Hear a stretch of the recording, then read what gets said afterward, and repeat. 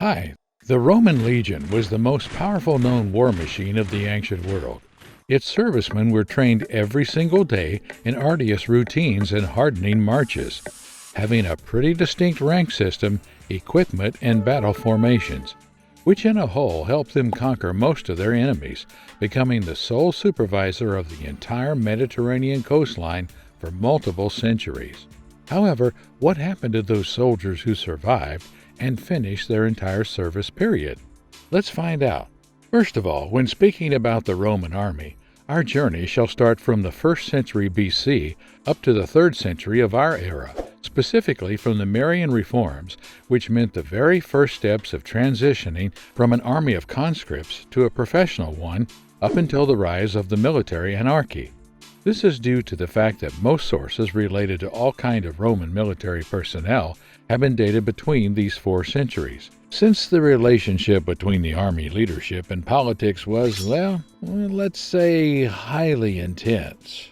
Through hundreds of years, the legion's backbone was composed by 2 kinds of grunts: the Legionnaires, free men with full Roman citizenship, and the Auxiliaries, lawful non-Roman candidates who volunteered across the empire, were called peregrini by their Latin counterparts. These second category of volunteers was not integrated into the standard formations, acting more as a support force, with a dynamic role that changed depending on the needs in the battlefield. Moreover, they provided the war effort with their own distinct tactics, techniques, and procedures, gifting the history pages with famous troops, such as the Balearic slingers, the Cretan archers, and the Numidian cavalry.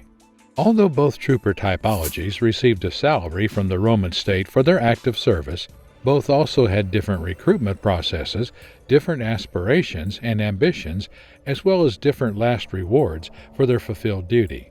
In the case of the Auxiliaries, their main motivation was to obtain the Roman citizenship, a legal process which worked like this. First, the command office of the auxiliary cohort would draw up a list of all those soldiers who had faithfully fulfilled a service period which oscillated between 20 and 25 years. Secondly, this list would be sent from the camp to the governor's office located in the province capital.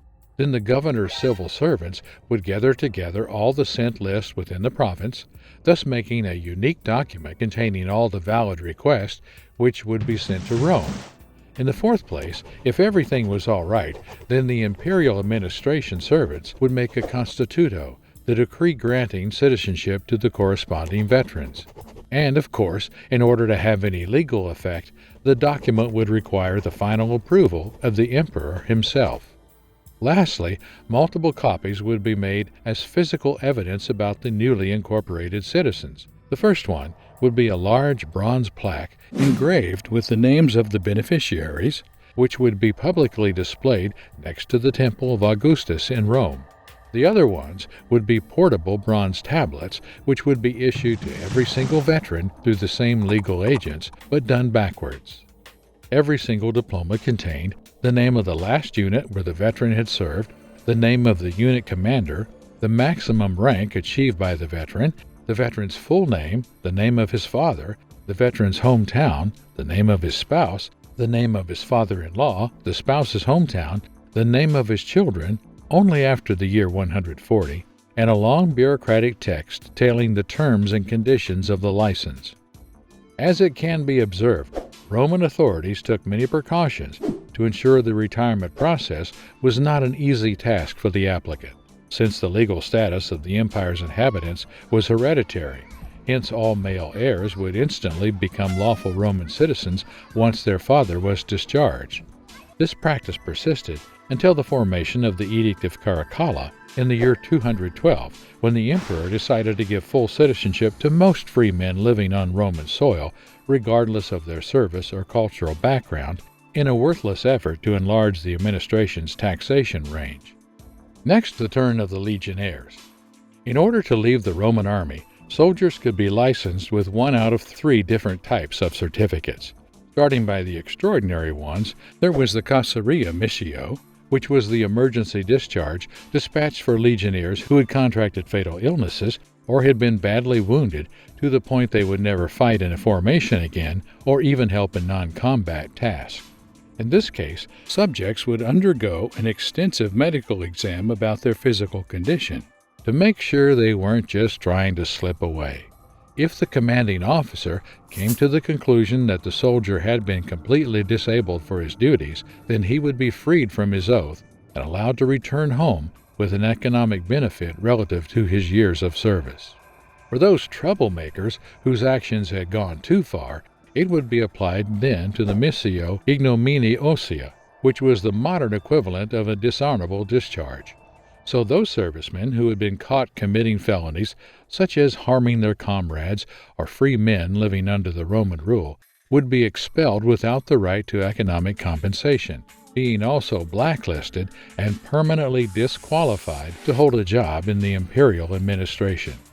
Around half of the enlisted men would manage to overcome the whole service period, being retired with a missio honesta, the ordinary graduation with all the honors. Inside this category, the fresh veterans could be awarded with a missio agraria, which implied the assignment of a land plot free to use and exploit, or with the missio numerio, which implied a large amount of cash that in most cases would end up being used to buy a chosen plot of land. Many veterans would ask to receive these lots near the camp or region where they had served, especially if they had had love affairs with local women. In fact, as the Legionnaires couldn't legally marry during their service, retirement was often used to seal many love affairs through marriage, as well to legalize the children as Roman citizens. As you can imagine by that point, one of the key features which set the size of the reward was the veteran's last rank. For example, former centurions would enjoy a good social status in the city where they decided to fix their residence, being easy for them to reach the highest positions in the local magistrate in case they decided to get into politics. Anyway, large amounts of veterans wouldn't go to live a quiet, luxurious life in the countryside, but would invest their savings in aiding their former legion, many of them starting a business, like a ceramic workshop, a veterans tavern, or an ironworks in the town near the camp. Once licensed veterans would enjoy a unique rank of privileges, like several tax exemption and preferential treatment in their relationship with justice.